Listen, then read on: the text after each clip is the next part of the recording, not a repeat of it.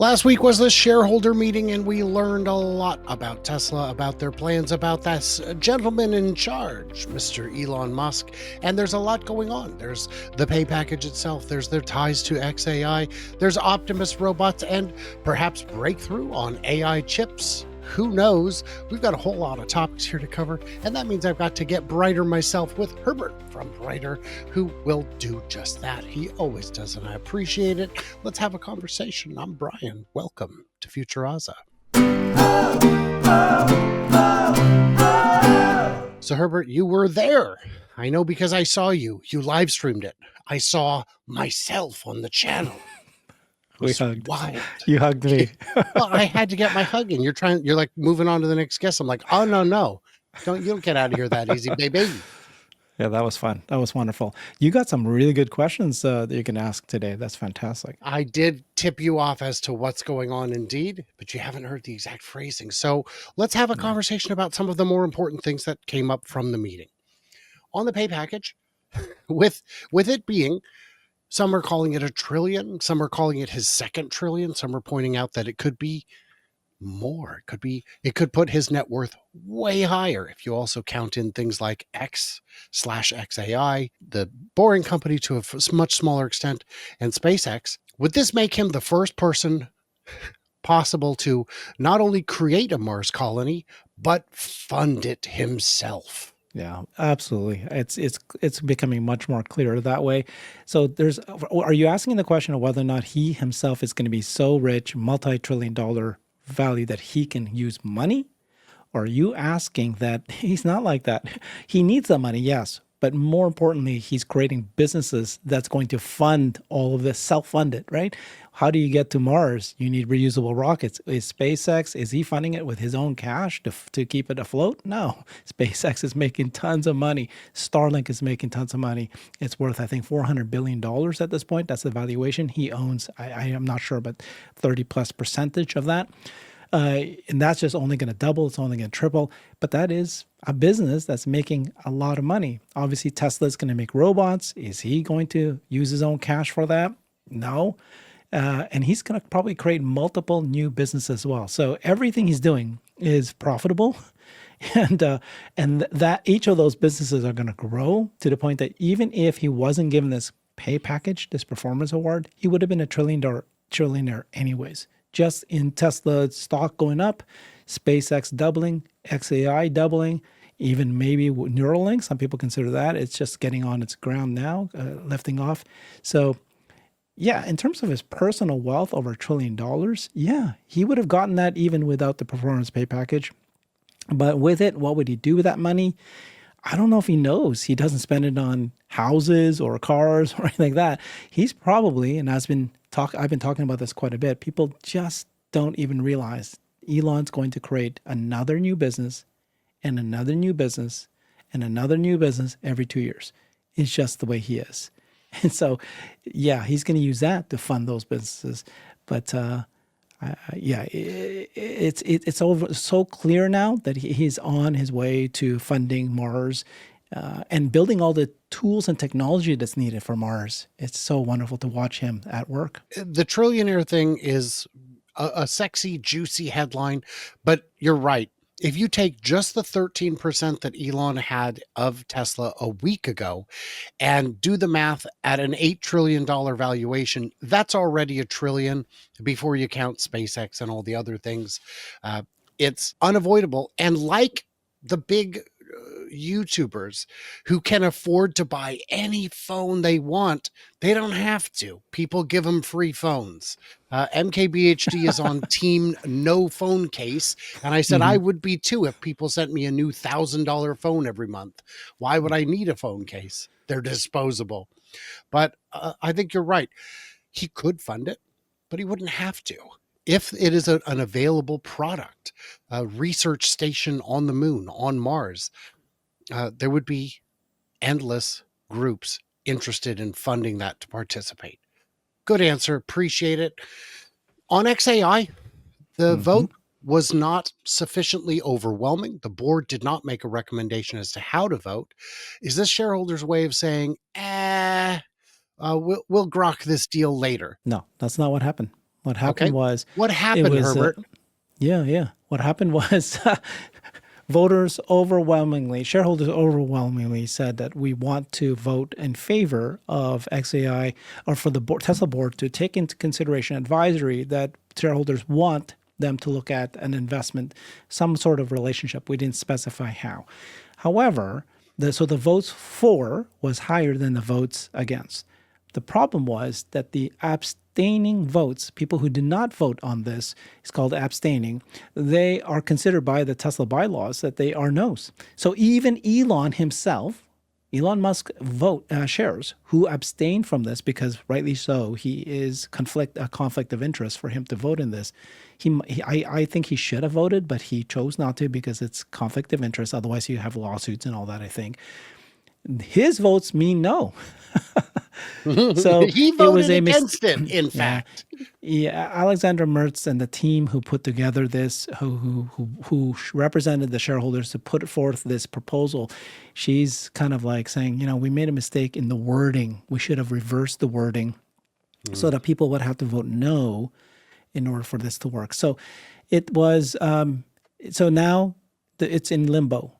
It means that the Tesla board, does not have overwhelming support, because now the no's are considered to be higher technically. And so now they're probably not going to do something about it. I do think that it opens up a new potential opportunity. And so I've been organizing this with a group here. Larry Goldberg proposed this new idea that, okay, XAI and Tesla, that's sort of in limbo. But what about the idea that all of Elon's companies, Tesla should have access, as Tesla shareholders like us should have access to all of their companies. And one way he's suggesting is a share swap. So SpaceX would, Elon, who owns some of his shares, would sell it to Tesla. Tesla would then swap those shares. And they would do that with all of his companies, or at least XAI and SpaceX.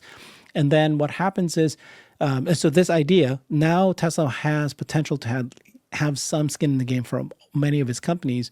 So Alexander Mertz, Amy, Larry, CERN, and CERN did an amazing post explaining all this, and they're going to figure out if this is the right path forward. So I think that this could have been actually a blessing in disguise, that XAI by itself didn't make it, but maybe there's a bigger play here. What I love is the people who said, when XAI was just getting off the ground and there was a suggestion that Tesla should invest, people said, how dare you think of such a thing? They're valuing it at like $5 billion. Yeah.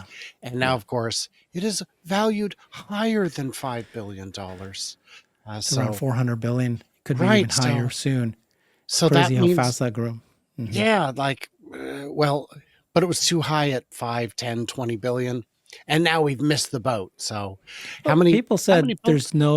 they said there's no business model, and that charging consumers by itself. But this is AI. And so now Elon announces Macrohard, which is a AI that's going to replace all software, including Microsoft operating systems, Word, Excel, any software, any subscription business. The AI can just replicate it pretty easily.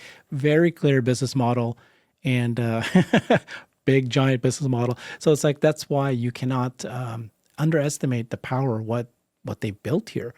And so I hope that we do get our Tesla shareholders has a chance to at least get some piece of that. It's ludicrous to pretend that there is no revenue model for XAI. We see it. You and I have premium memberships in order to use it. A lot of people, that's like saying Chat GPT has no revenue model. Of course they do. And XAI is getting into, along with Tesla in ways, embodied AI, which is where the rubber meets the road. People don't get it. And I'm not surprised, and I'm not angry. It's new, it's disruptive. Disruption is hard to spot while it's happening. So there's this gizmo that the company has come up with. They call it Optimus. I don't know if you're, it's a little gadget that they've got. Gadget. Yeah. This wind up toy of sorts. Yeah. To wind it up with juice from the wall. We were at the shareholder meeting. We saw them on stage. They were standing there. And at first I thought, oh, they're just props. I don't want to say the word mannequin, because then, of course, Dan O'Dowd will burst through the wall like the Kool-Aid guy and run him over.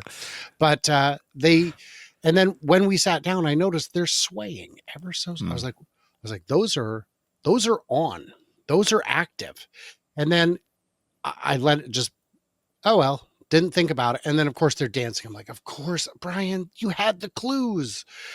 On Optimus robots, a million of them, a million. We know what the first 10 will do. They walk around Palo Alto. We know what the first 100 or 1,000 will do. They'll do pick and place or light janitorial. The first million, because we're looking Yeah. to make 1 million a year out of Fremont. At 1 million, what are they doing? What are they working on? That's a very good question. That's a Thank very you. good question, because if you take a look at each factory, Tesla factory out there, how many humanoid robots would you expect them to do? And I remember in one of the earlier videos, Tom Jew was up on stage and he said, "Oh, can you imagine Giga Mexico?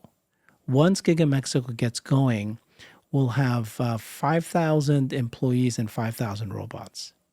Does that sound right to you?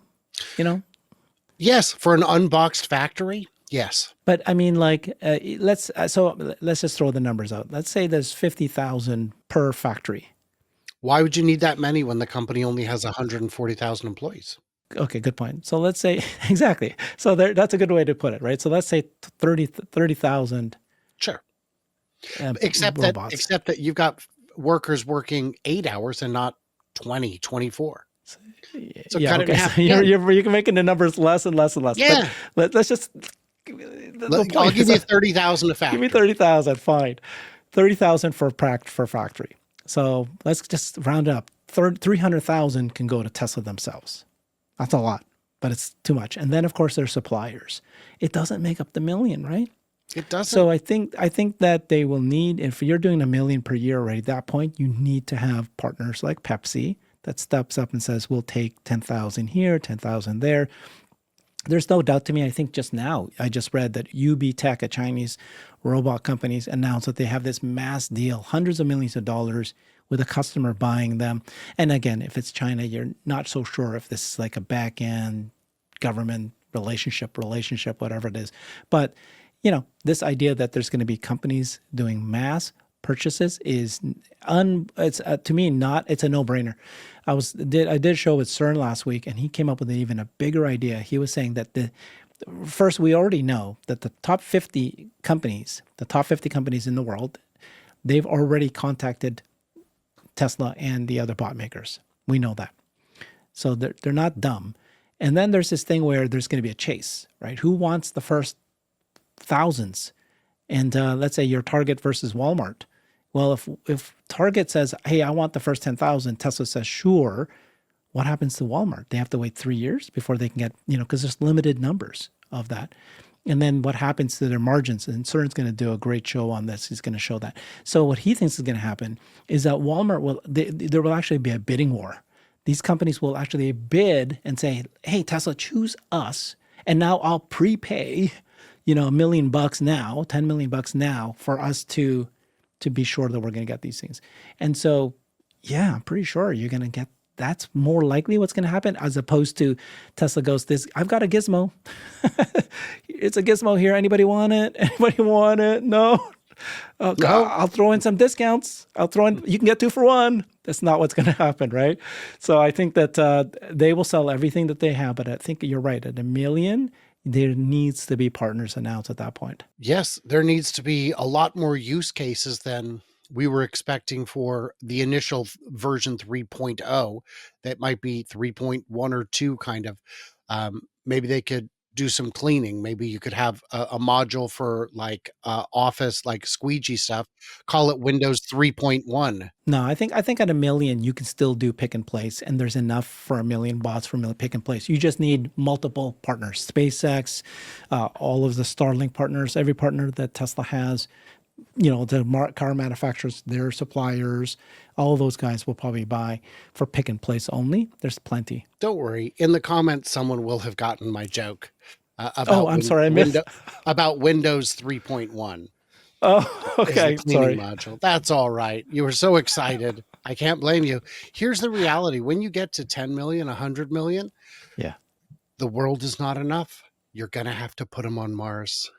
You have to kind of just follow what Elon thinks. And he actually addressed this at this point. He said earlier that he goes, we need to make sure that as production of robots, when we are able to produce a million, 10 million, that the skills and abilities will be in lockstep with that. So Yes. if you are at a million, that's what you're asking. You're saying that maybe a million, you need a skill beyond just pick and place. No, I'm no. thinking a I million. mean literally send them to Mars. Build the Oh yeah, colony. but not by the time they do a million, I don't think that they're going to be ready to go to Mars yet. But and they don't have the skills yet. They can only do pick and place. We'll get there. There's a lot to be done. And they've got the path right. So guys, there's going to be a part 2 of this tomorrow where we get into things like space data centers, solar dominance, the autonomous push, and my favorite, just how Elon came out onto stage. He seemed to be in a good mood. Not sure why. I personally, you dump that kind of responsibility on me, I'm going to be stressed out. Guys, head over to Herbert, find out what he's at. Don't forget, every Wednesday at 11 a.m. Pacific, we do a live show, usually with Nick Gibbs from Investing Against the Grain, where we uh, alternate between kicking ass and taking names. I think this week is the ass kicking week. Guys, Ooh. stay tuned, stay juicy, and I cannot wait to hear from you, clever robots on the flippity flap.